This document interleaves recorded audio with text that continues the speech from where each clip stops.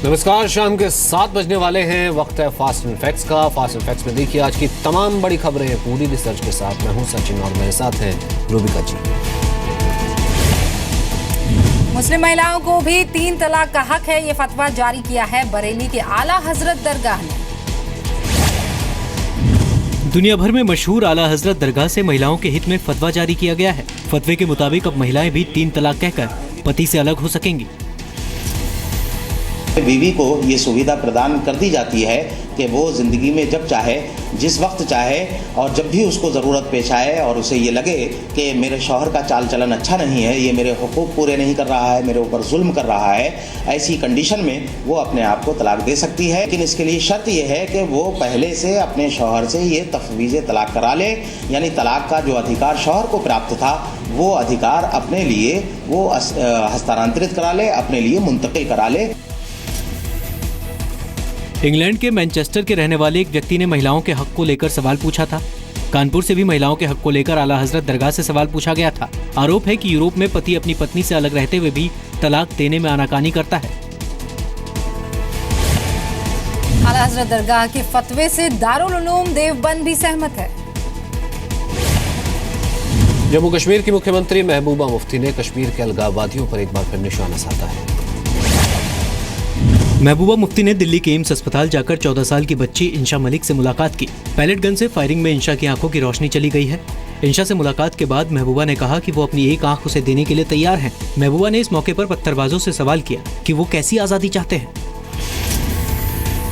मेरी एक आंख से इसकी आंख में रोशनी आए, उसके लिए तैयार है।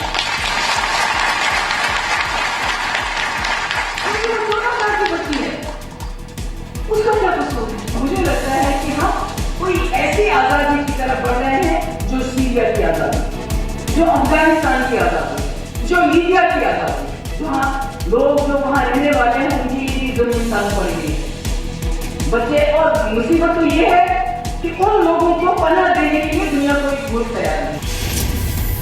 8 जुलाई को बुरहान वानी के एनकाउंटर के बाद जम्मू कश्मीर में हालात बिगड़े। अभी तक 68 लोगों की मौत हो चुकी है। महबूबा ने कहा था कि 5% लोग ही कश्मीर की हिंसा के लिए जिम्मेदार हैं। महबूबा ने कश्मीर मुद्दे को लेकर शनिवार को पीएम मोदी से मुलाकात की थी। कश्मीर समस्या के समाधान को लेकर महबूबा मुफ्ती पिछले 2 दिनों से दिल्ली में हैं। पीएम मोदी ने कहा है कि कश्मीर में जान किसी की जाए, नुकसान देश का होगा। रेडियो पर मन की बात में पीएम ने कहा कि कश्मीर में जान चाहे नौजवान की जाए या जवान की, नुकसान भारत का हो रहा है। उन्होंने कश्मीर में नौजवानों को भड़काने वालों पर भी निशाना साधा। जो लोग छोटे छोटे बालकों को आगे करके कश्मीर में अशांति पैदा करने का प्रयास कर रहे हैं, कभी न कभी उनको इन निर्दोष बालकों को भी जवाब देना पड़ेगा। पीएम ने कश्मीर के मुद्दे पर राजनीतिक दलों की एकराई की तारीफ की। और कश्मीर के संबंध में मेरा सभी दलों से जितना इंटरेक्शन हुआ, हर किसी की बात में से एक बात जरूर जगह होती थी। अगर उसको मैंने कम शब्दों में समेटना तो मैं कहूँगा कि एकता और ममता, ये 2 बातें मूल मंत्र में रहे। पीएम ने इस बार मन की बात में कई और मुद्दों पर अपनी राय रखी। पीएम ने ओलंपिक में मेडल जीतने वाली खिलाड़ियों का जिक्र करते हुए कहा कि उन्होंने देश का सिर ऊंचा किया। शिक्षक दिवस पर पीएम ने कहा कि जीवन में जितना महत्व मां का होता है उतना ही शिक्षक का भी है। बैडमिंटन कोच गोपीचंद को भी शिक्षक बताया। पीएम ने कर्नाटक के कोप्पाल जिले की 16 साल की मल्लमा का जिक्र किया, जिसने घर में शौचालय बनवाने के लिए सत्याग्रह किया था। मदर टेरेसा को मिलने वाली संत की उपाधि को पीएम ने देश के लिए गौरव का पल बताया। पीएम ने गणेश पूजा और दुर्गा पूजा के दौरान मिट्टी से बनी मूर्तियों के इस्तेमाल की सलाह दी। पीएम मोदी हर महीने के आखिरी रविवार को रेडियो पर मन की बात करते हैं। पाक के कब्जे वाले कश्मीर से भारत आए शरणार्थियों के लिए मोदी सरकार ने 2000 करोड़ रुपए का पैकेज तैयार किया है। केंद्र सरकार पीओके से आए शरणार्थियों के लिए जल्द पैकेज का ऐलान करेगी। गृह मंत्रालय ने खाका तैयार कर लिया है, जिसे जल्द कैबिनेट के सामने रखा जाएगा। जम्मू कश्मीर सरकार ने ऐसे 36,348 परिवारों की पहचान कर ली है। पैकेज के तहत हर परिवार को करीब 5.5 लाख रुपए मिलेंगे। पाक अधिकृत कश्मीर से आए शरणार्थी जम्मू, कठुआ और राजौरी के अलग अलग हिस्सों में बसे हैं। सूत्रों के मुताबिक अगले 1 महीने में ये पैकेज पीओके के विस्थापितों तक पहुँच जाएंगे। पीओके से आए शरणार्थियों को जम्मू कश्मीर के चुनावों में वोट देने का अधिकार हासिल नहीं है। मोदी सरकार ने जनवरी 2015 में भी पीओके के शरणार्थियों के लिए रियायतों का ऐलान किया था। रिफ्यूजी परिवारों के सदस्यों को अर्धसैनिक बलों में भर्ती, रोजगार के बराबर मौके और बच्चों के केंद्रीय विद्यालय में एडमिशन के लिए रियायत दी गई थी। पीएम नरेंद्र मोदी ने 12 अगस्त को पहली बार कश्मीर पर चर्चा के लिए ऑल पार्टी मीटिंग बुलाई थी। पीओके, गिलगित बल्तिस्तान और बलूचिस्तान का भी इसमें जिक्र किया था। जैन मुनि तरुण सागर पर विवादित ट्वीट करने वाले आम आदमी पार्टी कार्यकर्ता विशाल डडलानी ने राजनीति से संन्यास का ऐलान कर दिया है। अरविंद केजरीवाल के करीबी आम आदमी पार्टी के वीआईपी कार्यकर्ता और बॉलीवुड के संगीतकार विशाल डडलानी ने जैन मुनि तरुण सागर जी का अपमान किया, वो भी सिर्फ इसलिए क्योंकि उन्हें हरियाणा सरकार ने विधानसभा में प्रवचन के लिए बुलाया था। विशाल ने ट्वीट किया, अगर आपने इन लोगों को वोट दिया है तो आप ही इस बेहूदेपन के लिए जिम्मेदार हो। नो अच्छे दिन, जस्ट नो कच्चे दिन। डडलानी के ट्वीट के बाद जब लोगों के नाराज होने की खबर आई तो डैमेज कंट्रोल के लिए अरविंद केजरीवाल ने ट्वीट कर अफसोस जताया। दिल्ली के स्वास्थ्य मंत्री सत्येंद्र जैन ने भी ट्वीट कर जैन समुदाय और तरुण सागर जी से माफी मांगी। उन्होंने माफी मांग ली, एक बार इन्होंने 10 बारी माफी मांगी है और जैन धर्म में तो क्षमावानी पर्व मनाया जाता है। पूरे साल में एक बारी हम सबसे माफी मांगते हैं, सबसे माफी देते हैं। मुझे लगता है बात खत्म हो जानी चाहिए, उसमें खत्म हो चुकी है। और मैंने भी खुद, क्योंकि मेरे मित्र हैं इसलिए मैंने भी खुद माफी मांगी थी। पार्टी ने साथ नहीं दिया तो विशाल डडलानी की बोली भी बदली। डडलानी ने ट्विटर पर राजनीति से दूर होने का ऐलान कर दिया। मध्य प्रदेश के दमोह के रहने वाले जैन मुनि तरुण सागर अपने तीखे प्रवचनों के लिए जाने जाते हैं। तरुण सागर महाराज दिगंबर संत हैं, परंपरा के मुताबिक बिना कपड़ों के रहते हैं। तरुण सागर ने देश से मांस और चमड़े के निर्यात के खिलाफ अहिंसा महाकुंभ की शुरुआत की थी। जैन मुनि तरुण सागर जी ने 26 अगस्त को हरियाणा विधानसभा में भाषण दिया था। और आप जानते होंगे विशाल डडलानी आम आदमी पार्टी के स्टार कैंपेनर हैं। दिल्ली विधानसभा चुनाव में उन्होंने पार्टी के लिए जमकर प्रचार किया था। दिल्ली में शराब के ठेके को लेकर बुलाई गई पहली ही मोहल्ला सभा में हंगामा हो गया। मंत्री कपिल मिश्रा के नहीं आने से लोग भड़क गए।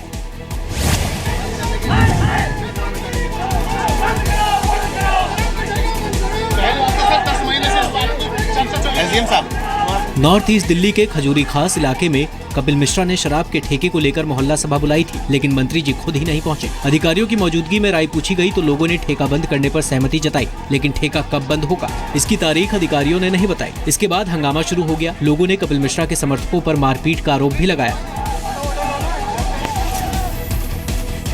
खाली फॉर्मेलिटीज पूरी करके ले जा रहे हैं कि यहाँ हम मोहल्ला सभा लगाई हमने एक कपिल मिश्रा जी ने, और ये लोगों ने ये कहा अगर ये कोई डेट बता के जाते हैं हमें आज हम जब मानेंगे, वरना हम नहीं मानेंगे कि ये डेट ये ठेका बंद होगा। कपिल मिश्रा ने मुझे पिटवा दिया। कपिल मिश्रा के हाथ लड़कों ने मारा मुझे। सारे हम हाय हाय कर रहे थे, जिंदाबाद करते हुए हमें मारा।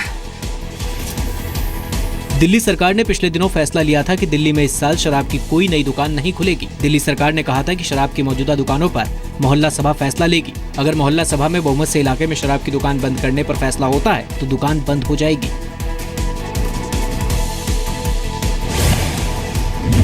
केजरीवाल सरकार पर आरोप था कि वो शराब की दुकानों को बढ़ावा दे रही है। इसके बाद शराब की दुकानों पर फैसला लिया गया। दिल्ली के पानी टैंकर घोटाले में एंटी करप्शन ब्रांच ने पूर्व सीएम शीला दीक्षित के सवालों की एक लिस्ट उनको सौंपी। एसीबी की टीम आज दिल्ली में शीला दीक्षित के घर गई। उन्हें सवालों की एक लिस्ट सौंपी गई। शीला दीक्षित ने उत्तर प्रदेश में चुनावी व्यस्तता का हवाला देकर जवाब देने के लिए 2 से 3 दिनों का वक्त मांगा। वो मुझे क्वेश्चनर दे गए हैं और वो क्वेश्चनर को उन्होंने बोला जब आप ठीक समझे तब आप इसको करें, क्योंकि बहुत सारे डिटेल्स ऐसे हैं तो मुझे याद नहीं है। 2012 में दिल्ली सरकार ने जल बोर्ड के लिए 385 टैंकर खरीदे थे।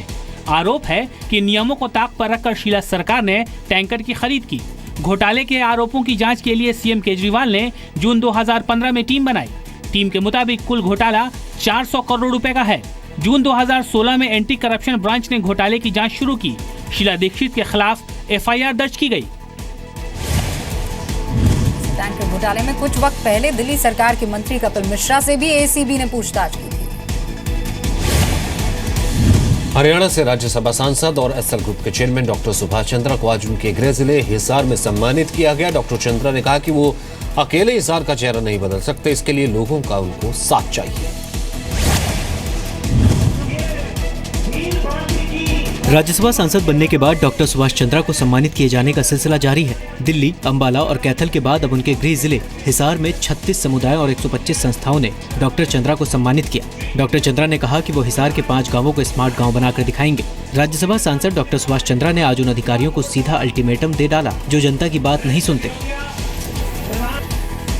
कि जैसे कि एडमिनिस्ट्रेशन नाम की चीज हरियाणा में पिछले 25-30 वर्षों में खत्म हो चुकी। आज का ही विषय ले लो, आपके सामने मैं कहना चाहता हूं आपको बहनों भाइयों, आप सबकी जानकारी से ये मैं कहना चाहता हूं यहाँ के प्रशासन को, हिसार जिले के प्रशासन को, भैया आज के बाद या तो अपनी यहाँ से बदली करवा लो, चले जाओ हिसार छोड़ करके।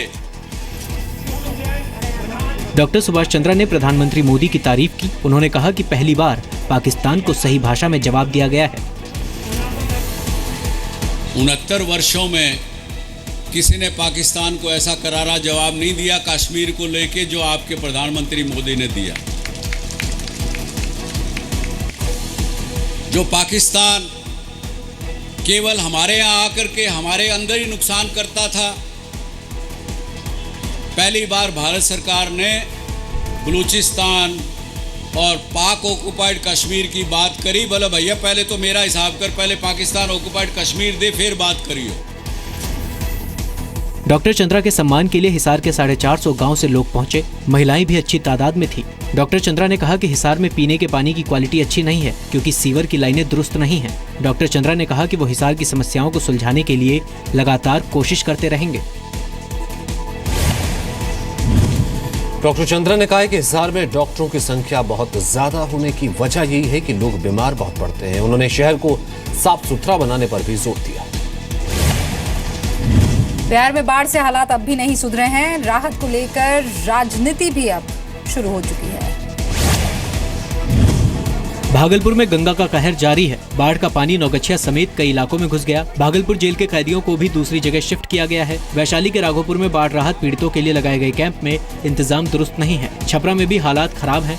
राहत नहीं पहुंचने से बाढ़ पीड़ितों में सरकार के खिलाफ गुस्सा है। वहीं अब बाढ़ पर आरोप प्रत्यारोप का दौर शुरू हो गया है।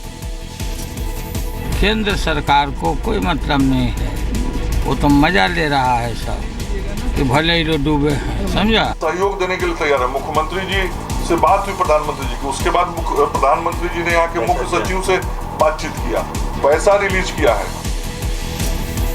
बिहार में 12 जिले बाढ़ से प्रभावित हैं। इस साल बाढ़ की वजह से 100 से ज्यादा लोगों की मौत हो चुकी है। बिहार के मुख्यमंत्री नीतीश कुमार ने बाढ़ के लिए फरक्का बांध को तोड़े जाने की मांग की है। बाढ़ को लेकर नीतीश कुमार ने पीएम मोदी से भी मुलाकात की थी। सिल्ट मैनेजमेंट पर नीति बनाने की मांग की थी।